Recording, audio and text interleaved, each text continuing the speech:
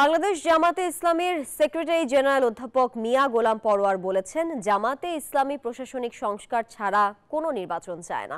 সকালে নড়াইলে জামাতে ইসলামীর সাবেক আমির মাওলানা নুরুন নবী জিহাদির জানাজায় অংশগ্রহণ শেষে সাংবাদিকদের প্রশ্নের জবাবে এসব কথা বলেন তিনি। বলেন, ছাত্র জনতার গণ অভ্যুত্থানের মূল চেতনা ছিল একটি কর্তৃত্ববাদী শাসন ব্যবস্থা থেকে জনগণের নির্বাচিত প্রতিনিধির হাতে ক্ষমতা হস্তান্তর, যা একটি অবাধ, নিরপেক্ষ, অংশগ্রহণমূলক ও গ্রহণযোগ্য নির্বাচনের মাধ্যমেই সম্ভব।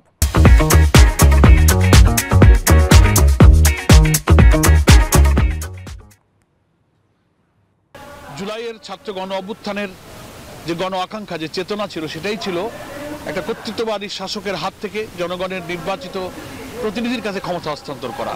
আর তার উপায় হচ্ছে একটা অবাধ, একটা ফ্রি, ফেয়ার, একটা ক্রেডিবল, একটা পার্টিসিপেটরি ইলেকশন।